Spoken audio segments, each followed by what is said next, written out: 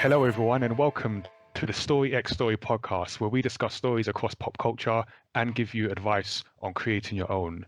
It's episode number 18, The Great Debate, and today we are discussing streaming services and whether there are just too many of them. I'm the mayamada co-founder, Nigel. And I'm Tazziii, a streamer and co-host. And before we get into it, just to remind our listeners that you can subscribe to us if you haven't already, wherever you can find your podcasts, Apple Podcasts, Spotify, Google Podcasts, all that stuff.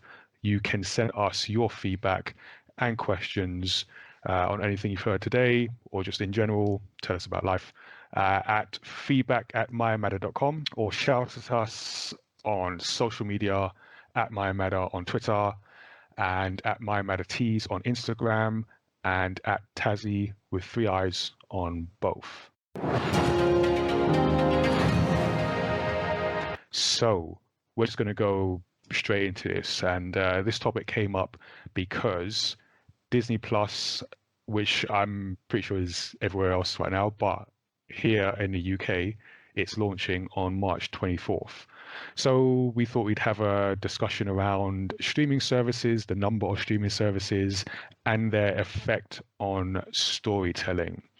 And I guess to start it off, we'll just, put all the cards on the table and just say which streaming services we are both subscribed to. Tazziii, who are you giving your money to? So me personally, I only give my money to Netflix at the moment. But Okay. Saying that, I have a housemate, and in our house, we have Prime and Now TV on our TV. Wait. I don't have Now TV, so just explain. I always see the adverts come up. It's basically just like you just pick like different shows. It's from a particular provider, or how does that work? So I believe Now TV is run by Sky. I'm pretty sure it's owned by Sky. And then so if you don't want to pay the whole Sky subscription monthly thing, you can just pick what you want to watch. Yeah, so I think we've got the movie package on ours, but I believe then there's like different types of packaging, not too dissimilar to how their TV subscriptions work. Okay. So like you go for like movies or TV shows, or I think there's like a movie and TV shows, and then it's just like an on-demand thing, and then it just has like a ton of. Well, our one has a ton of movies available on it. Cool. I don't pay for it. Got someone else will do. Someone pays. Collectively, someone else pays. Yeah. You're at 3. Is that 3? Okay. Yeah. So I have Netflix. Amazon still gets my monthly subscription. It's kind of like a lazy tax at this point, just because I haven't cancelled it. Because I always feel like I'm going to watch something, or I need that quick delivery for something business related, so it just keeps ticking over. What else do I have? Wait, I think that's it. Yeah, it's just I always add Spotify, even though it's not. I know it's not with TV, but that is another chunk of change that goes out of my account every month. But in terms of TV, I have Netflix, and I have Amazon Prime. So yeah, I think we've covered a few of many services. So this whole thing of streaming services once was, I guess, the dream of people tied into sort of long-term contracts with sort of providers, and the dream being to step aside from that and just be able to watch what you want to watch when you want to watch it without the long-term commitment. What's happened though is now everyone's got a streaming service. So Netflix in terms of branding are sort of top of mind, but you've got things like Hulu, which has been running for years and years. HBO Go is coming. BritBox in the UK, which I totally forgotten about. Shame on me until like putting together the notes for this episode. Apple TV recently named a few. So recently released their subscription service. And if you're an anime fan, you may or may not be subscribed to things like Crunchyroll and Funimation. So yeah, there are a lot. I'm Is pretty that too many? sure America has like the BritBox or something similar. They got it first because obviously they just don't have RTV. Good point. Um, Oh, okay, I didn't know that. I'm pretty sure it's a concept that has actually come from Americans, a service for Americans to stream. Like a lot of I think it's a collection of like BBC, Yeah, Channel ITV, 4, ITV, basically are like our core standard. terrestrial, yeah. Yeah, Back in the day before there was Freeview, they're yeah, the solid channels you'd have. yeah. Okay, that makes sense, I guess, because then, I guess they love our stuff. They love our royal family over there, so why not send the TV there too? Yeah, So yeah, I've what do got you to think do so. about yeah, what do you think about all these streaming services? Are we kind of, it feels almost like we've asked for something, we've got it, but we've got a lot of it. Like, Yeah. yeah, We've got like a monster version of what we originally wanted.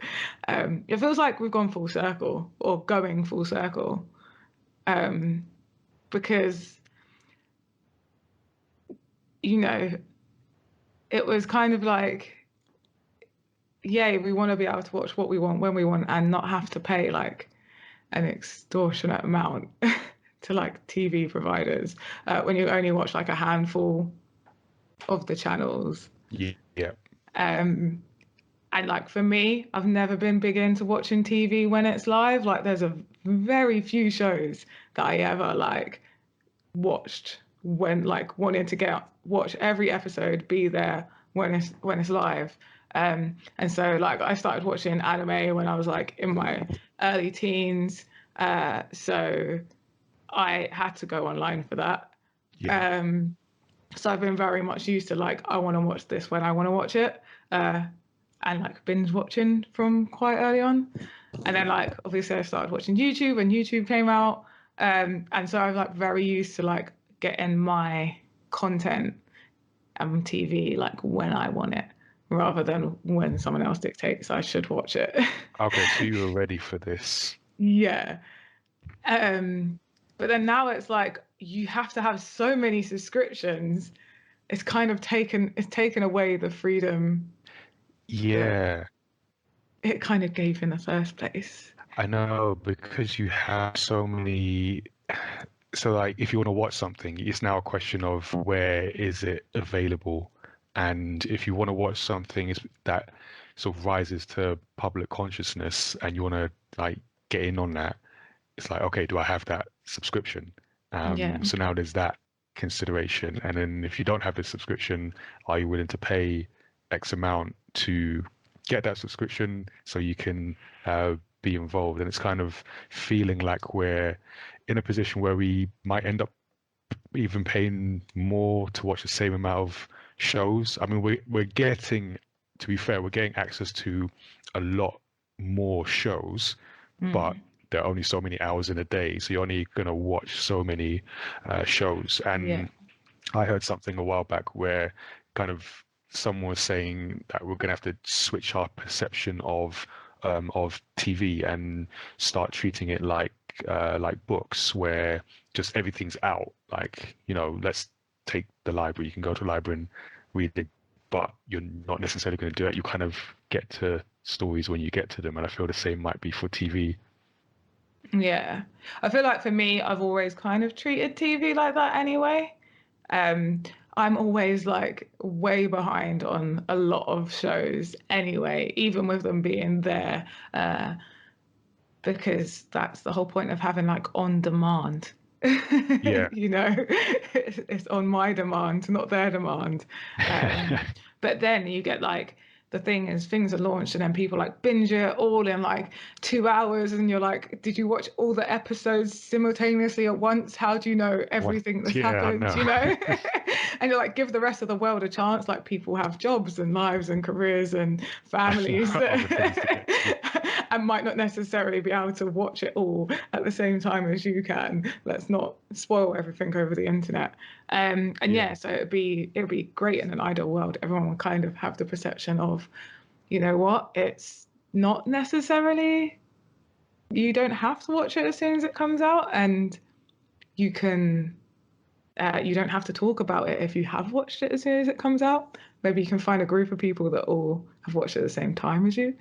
Um, Yeah, I get that. Get like a club around a particular show. Although yeah, I will say that I do, in a way, miss the kind of the mass shared experience of watching like the one show. I guess the last thing we had of that was Game of Thrones, where that was the one thing that people were watching and talking about. So it feels like we're moving into a different era where, like you say, people can like a show will come out and all the episodes are out, and then you can just go through it in that night and then you're yeah. done. Like I've actually suggested over Twitter to a few of my friends and followers about doing a book club almost, but for a Netflix show. So I recently watched Oh, the okay. whole of Sex Education, and it's amazing, and I love it. I really want the next season to come out, and I've like kind of convinced people to watch it, and I'm like, yeah, come watch it.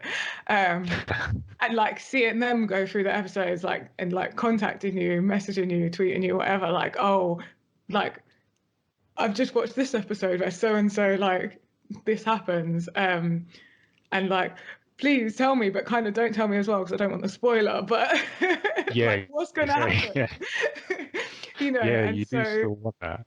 you can still have those conversations, and I think you could, like, I like the idea of it being like a library, and we now consume it, like have book clubs but show clubs, and I quite kind like of that idea. maybe watch things in a different way. But the thing that brings into question is like stats. So TV shows are often given an extra season over like how much it's watched at release, at air. Oh, okay. So I think it's not just, I think consumers are already kind of adapting to how they watch things, but I feel like in terms of production and Hmm. putting it out and publication of them, they're not Like catching the up with how metrics people, are the yeah, same. how people watching stuff and how people get that across. Uh, Yeah, I get what you're saying. and shows And can I get think cancelled the way too early. yeah, Like, give it a chance. It's just not reached its audience yet. yeah, you Maybe, they'd sort of give more chance to the long tail of a yeah. show. And like maybe, you might not sort of sanction the next season straight away. You might not, obviously Witcher got really good, received really well straight away. And like, so that was like, yeah, we're going straight into production for the Hmm. second season. But, I feel like they can sort of have still bear stuff in mind and be like, we're going to see, we're just going to put it aside. We're not going to cancel it. We're just going to put it on hold. Yeah. And Maybe just then, check in on it. Let yeah, because it could suddenly get like a rise, and then people are like, "Why is there not another season?" Especially if you've set it up yeah. for a next season. Um, Oh yeah, that's the worst. Doing that and then getting cancelled. yeah, Um, some of the Marvel stuff, we're going to talk about that, but yeah, that suffered that fate. Yeah, yeah, well, you exactly. make an interesting point about sort of the business considerations around streaming, and I think where we've got to is a place where, like like I said, Netflix had sort of and still has the mind share, and it was based on existing properties, so they would license content from different networks to put on their servers, and this was from way back when Netflix was still like trading DVDs in the mail. Apparently, in America, you But can still do that. really, Yeah, that that I guess I am surprised by that. But then I'm thinking, I guess there are places in America where just internet service is so bad that that's still a consideration. I mean, that's the only yeah. thing that makes sense to me. But But they also have otherwise, that's like just way more movies available because I think licensing around renting out a DVD and streaming the same content is very different.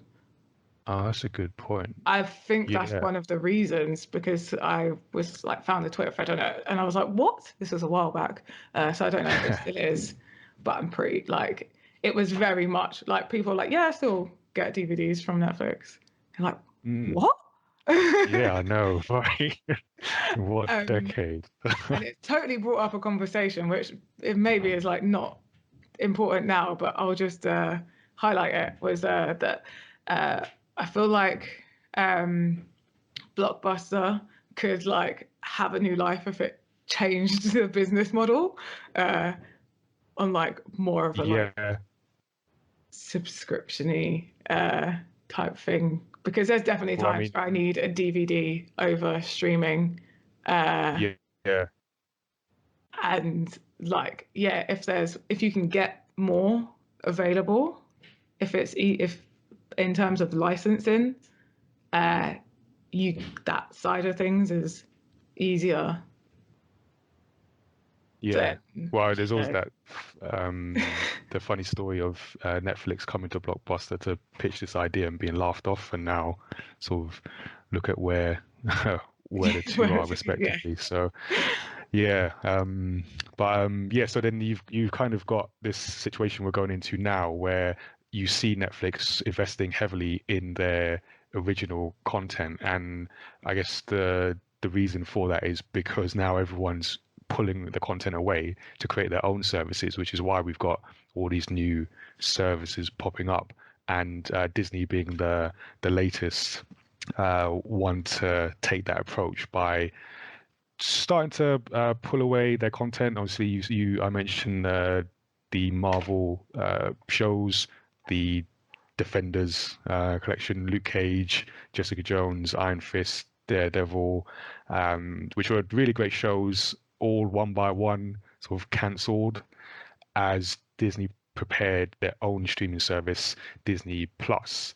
So the idea is people are thinking, you know, people are more accustomed to watching online. Let's make money on this rather than giving it to someone else to make money off our content. So we now have a situation where Disney Plus is throwing their hat in the ring. And one thing we know about Disney is that they're really good at making money, full stop. Like just Mm. like universally good at making money, but particularly when it comes to their content, way back in the days of the Disney Vault, when they would essentially artificially or create artificial scarcity and take away their movies from circulation, only to release them for limited periods of time, so that everyone kind of would have to go and create a sense of urgency, and it worked, and they made a lot of money on that. They had the Disney Channel, and now we're coming on to Disney Plus. So off the idea of, or at least the question of whether there are too many streaming services, um, were there too many before Disney Plus? Are there too many with Disney Plus? And do you think you're gonna get Disney Plus, Tazzy? Yes, yes, and yes. Oh, wow. Okay, that So was, and yes, that's there been was. another episode. Thank you for joining us. So yeah, there was already way too many. Uh, like there's shows I haven't watched because I didn't have the right subscription. Also, like I haven't had TV for a long time. So I don't have a TV license because I don't have TV. The only show that I've watched that would require a TV license is Doctor Who, which I go round to, like, luckily I have a boyfriend that lives in a house where they have a TV license. So I just get them to record it on their Always Skybox, handy. Yep. uh, or like just go and watch it in iPlayer when I'm there. Um, and so, yeah, I'm like, that's the only show that I've ever needed like a TV license for a long time. And I just can do without the rest of the shows. Um, so I don't watch any TV live, and I haven't done for like, I don't even know how long. Um, and so there's already the shows I'm missing out from on there. I'm losing my trail of thought here. And then, so there's just a lot of shows I was missing out of, but I was content because, you know, Netflix had a lot of shows and films that I loved anyway. Again, I love watching a lot of anime anyway, and a lot of that I can't get through many of the services. I'd have to have so many of the services just to be able to watch dubbed versions of stuff. That it's a nightmare. It So I just don't is. bother. I It just is. Wait, watch so through. you're saying you're going to add to that nightmare and get Disney Plus? And then, okay, so here we come to the dilemma of Disney Plus. Okay. There's so many things Disney that I like. And obviously, because that includes all sort of like Disney owned branding. So obviously, we've got Pixar, Lucasfilms, Marvel, who are like everyone. Everyone's Disney owned own by, all your childhood memories. yeah, Disney own literally everything. They have the monopoly at the moment. Um, And can I just say before you continue, just to add to that and mention the Fox, because when the Fox deal went through with Disney acquiring 20th Century Fox, a lot of the focus obviously went to the Marvel properties that Fox owns, so X-Men, Fantastic Four. That's fine. But when I saw that, I sort of thought actually this is a big play for streaming because Fox owns a lot of content. The Simpsons now, I think owned by Disney. So Fox has a lot of content is just going to be plugged straight into their streaming service. So yeah, Disney like own a large percentage of the things you're going to be watching. yeah. So on principle, I do not want to give Disney my money. In Fair reality, enough. I'm already missing out on The Mandalorian. Okay. Oh wow, they've got you already. Like, and I wasn't too fussed about this until like there's just Baby Yoda everywhere. The memes just got you. Everywhere. Baby Yoda's adorable. Like, how can I go through life without having like witnessed this? Like, there's jokes. Like, as a streamer as well, like people expect you to know memes, and I'm already terrible at knowing memes. Yeah, I don't find memes that funny. Like a lot of the time, I'm like, I don't get it. Like, what? So someone just said a joke, and now everyone's like laughing at it because everyone else is laughing at it. Like, I genuinely, a lot of the time, I'm like, why is this so relevant and funny to everyone but me? Like I've missed something. Because a lot of the time it's like you kind of got to be in the moment to get it. yeah, Uh, yeah. You really do. so at least things that I do like and get, I want to be on top of. Like Baby Yoda, yeah, I can get involved with this. Okay, um, so that is what it takes to get you to part with your hard-earned money, memes. Not really, but I just want to not be missing out on everything. Like, Yeah, and I pretty much shut myself off to the world apart from when I am streaming or I am at an event or we're doing this podcast. Most of my time I'm like sat alone in my office. This is going to sound really sad, but I assure you, like I am enjoying myself. it's a familiar story to anyone who's self-employed. Yeah, like editing and like planning content and creating content and like don't get me wrong, I love it. Like I will, it's by choice, and I will literally sit there editing and have like my friends or boyfriend messaging me or calling me like, yo, when you gonna like come play games with us or chill out or hang out, and having a housemate definitely helps with that. um so, and then when I do watch stuff, it's kind of a lot of stuff that I want to watch. Not that I don't want to watch other stuff, but it's like a lot of anime that just makes me feel chill. So Yeah. for me, like anime is my go-to thing to watch when I'm editing. For some reason, it helps me focus. Um, so yeah, so and not like sometimes when you're on the internet, it seems like a lot of people watch anime, but actually in reality, not that many people watch like a lot of anime. They watch like a handful. And then when you bring up the anime you They watch, they're sample like, anime. yeah, they sample anime. And that does not make you not an anime fan. Like you very much are an anime fan. But it means that when you're someone like me that doesn't necessarily watch current anime, I just watches like whatever random stuff I find, a lot of like Mhm. 80s and 90s anime, and generally not like the most popular. Like I've never watched Dragon Ball Z. I've watched like a few episodes, never Oh, got wow. into it. That Uh, was my gateway drug into anime. I no, was my hooked. my gateway anime was really dark and rated way higher than my age at the time. So yeah. But yeah, and I just watch. It's very much like mood related, and so a lot of the time I talk about an anime, and people are like, "Oh, what?" And I'm like, "Oh, okay, yeah." So for shows, I want to keep relevant. I want to not be the only Yeah, I one get sitting that. in a room like, but did anyone watch like this really obscure anime from like, I don't know, or just Yeah, obscure? It might be current and just obscure. Um, and that like makes sense. people were just like, who are you?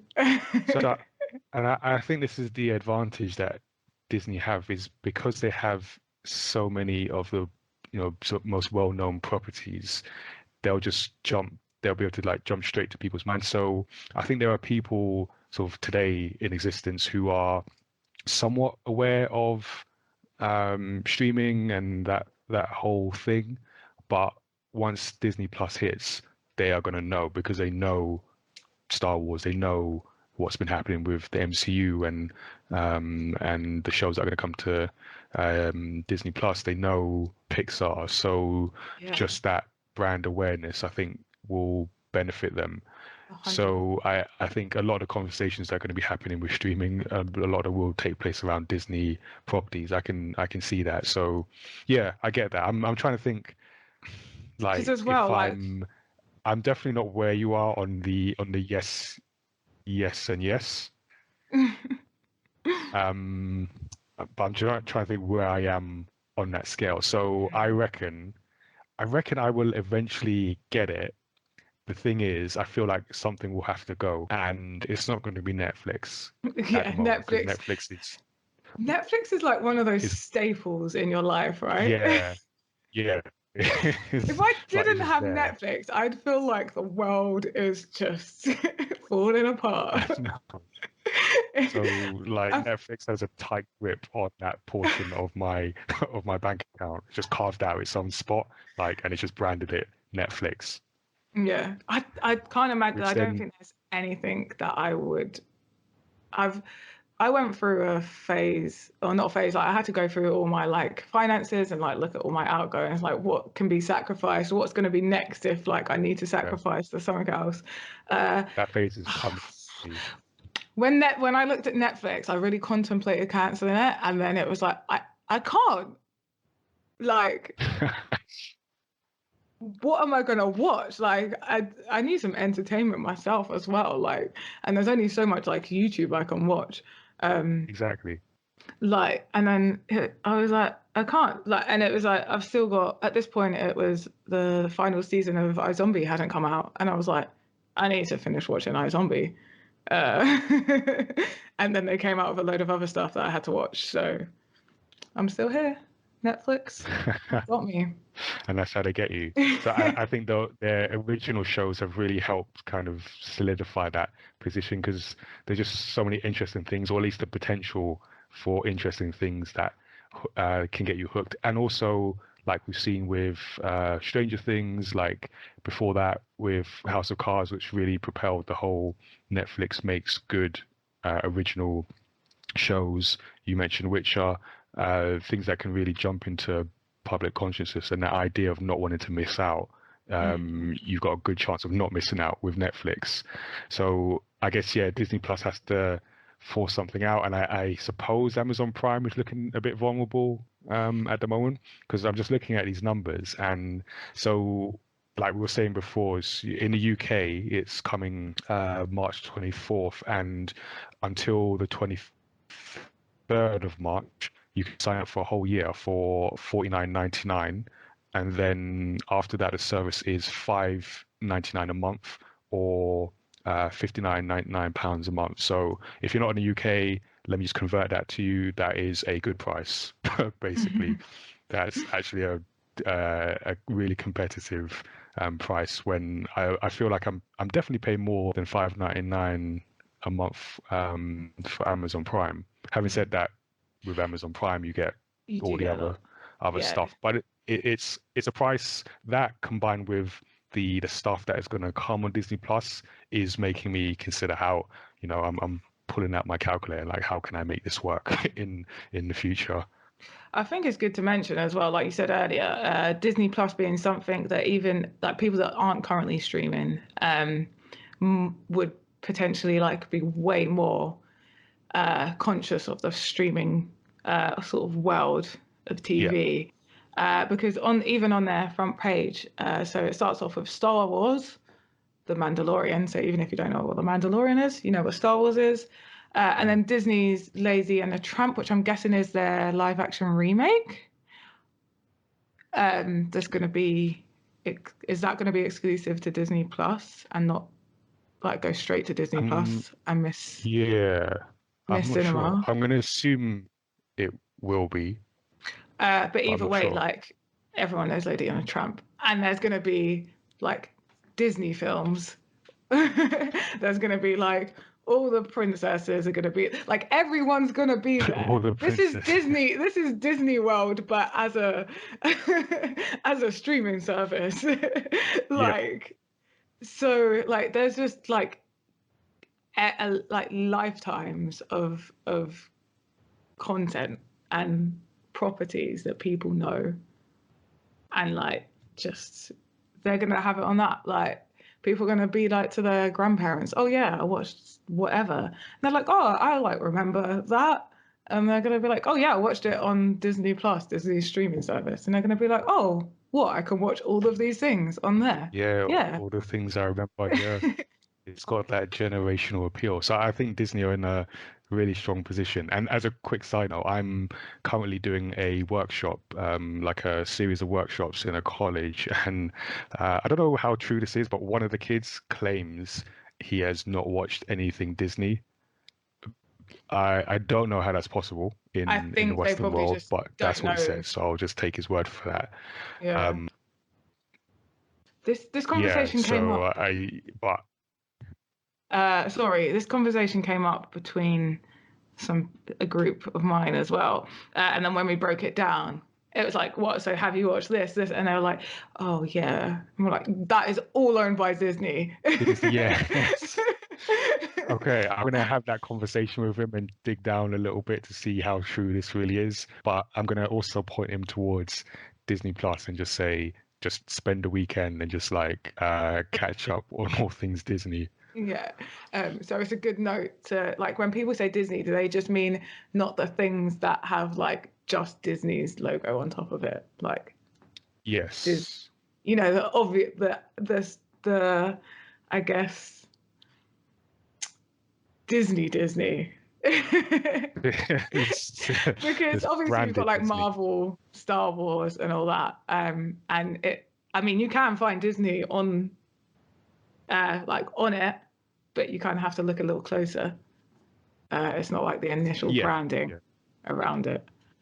Yeah, it's in the footnotes. Disney owns, like I said, a lot of your memories, your childhood memories. So the This other is thing really I put me was, off getting Disney Plus right now. Sorry. I'm, I'm there. Sorry, Disney. I I'm like, don't know what I said. But just on the topic, on the general topic of like streaming, as I was putting together these notes, I was kind of thinking about the effect streaming has on storytelling as a whole. Just the things that are kind of changing in the way we watch stories and the way stories are told. So just before we started recording, we even mentioned, or you mentioned, Tazzy, the idea of this there being no advert breaks. So the idea of seeing, that, you used to get the cliffhanger just before the ad break to keep people, hooked and wanting to stay after the ads are done. So that's a thing. I was going to say a thing of the past. It's not of the past, but in terms of the streaming world, that's something that doesn't need to be considered. And you've also got more potential for binging, which I don't know how I feel about, just because I'm not a binger. I've got a weirdly short attention span when it comes to consuming things, where once my brain hits an hour of watching something. I just have to do something else. I don't know how I've got this like anti-binge mechanism built in, but I also like the idea of watching a show and having that sort of discussion and that anticipation over between the next then and the next episode. So yeah, I kind of like don't know how I feel about uh, binging, but one of the things that I do like about streaming that it does tend to lead towards like sort of more complex, like high concept shows that allow the storytellers to explore deeper themes, knowing that they can find a niche for that story, and because you're not like there's no ads, so you're not sort of that's not your first priority in terms of like what's the success metric.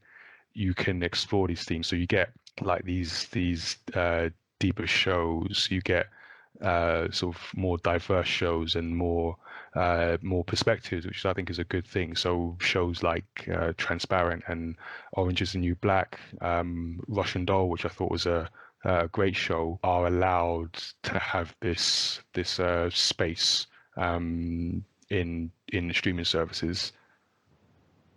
Mm. Yeah, definitely. Like I've only watched out of those ones you mentioned, I've only watched Orange is the New Black.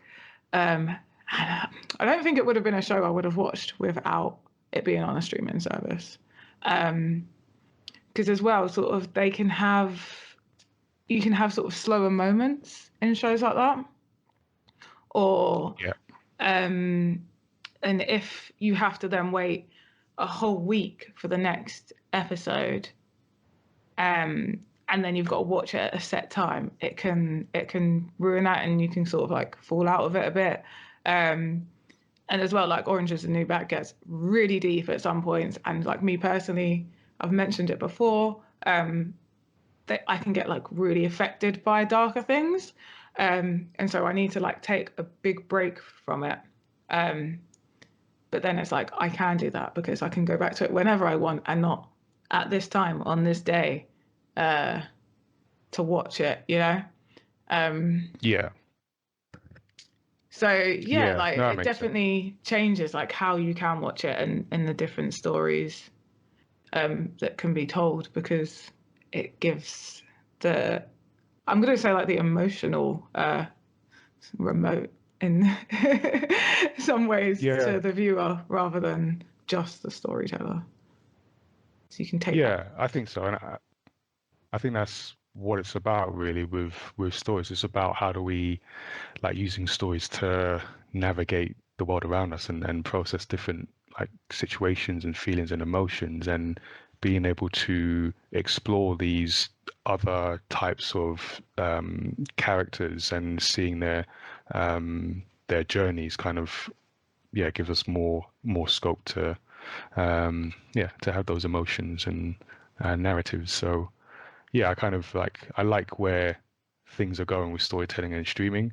It's just my bank account isn't. Yeah. So yeah, still need to work that one out. So yeah, if we can kind of navigate that, then we're all good. So like I said, Disney Plus for you, Tazzy, that's a slam dunk. That is in. They've got you.